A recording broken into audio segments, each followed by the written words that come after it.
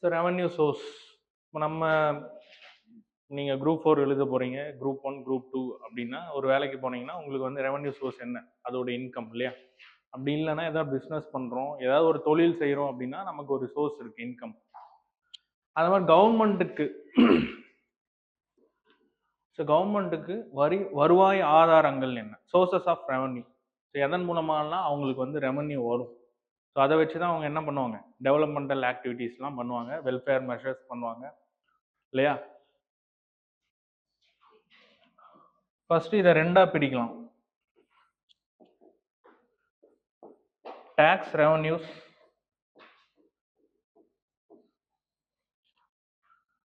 நான் tax revenues. வரி வருவாய், வரி அல்லாத வருவாய்கள் என்ன? ஸோ டாக்ஸ் ரெவன்யூஸ்ல என்ன வரும்? இந்தியா பொறுத்தவரையும் டைரக்ட் டாக்ஸ்,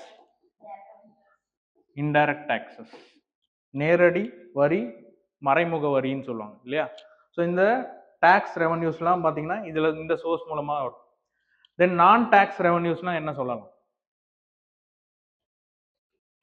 நான் டாக்ஸ் ரெவன்யூஸ், மகாபலிபுரம் போயிருக்கீங்களா? அங்க அந்த ஷோர் டெம்பிள்லாம் போயிருக்கீங்களா? இல்லை அந்த மாதிரி ஏதாவது பராமரிக்கப்பட்ட இடங்கள் அதெல்லாம் போயிருக்கீங்களா? ஸோ அங்கெல்லாம் ஏதாவது உங்ககிட்ட 100 ரூபா 25 ரூபா அந்த மாதிரி கலெக்ட் பண்ணுவாங்களா? ஸோ அதெல்லாம் பார்த்தீங்கன்னா ஃபீஸ்ன்னு சொல்லுவாங்களா? நீங்கள் ஏதாவது ஒன்று அரசு சார்ந்த விஷயங்களை பயன்படுத்துறதுக்காக யூஸ் பண்ணுறது. ஸோ அதுக்காக உங்ககிட்ட இருந்து என்ன சொல்லுவாங்க, அந்த ஃபீஸ் கலெக்ட் பண்ணுவாங்க. ஸோ அந்த மாதிரியான விஷயங்கள்லாம் அதில் போகும் அந்த ஃபீஸ். இதில் ரெண்டுத்துக்கும் என்ன டிஃப்ரென்ஸ்னா, இதெல்லாம் வந்து லீகல் ஆப்ளிகேஷன் இருக்கும், நீங்கள் கண்டிப்பாக கட்டணும்.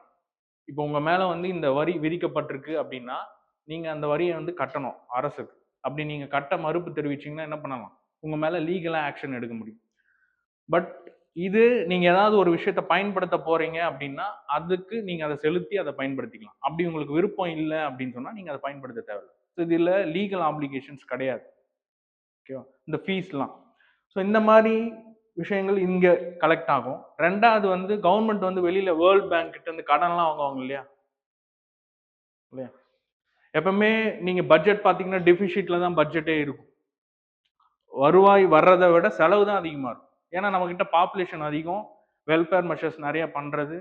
ரெண்டாவது என்ன பண்றாங்க, கரப்ஷன்லாம் இருக்கிறதுனால என்ன எப்பவுமே டெபிசிட்ல தான் மெயின்டைன் பண்ணுவாங்க இல்லையா?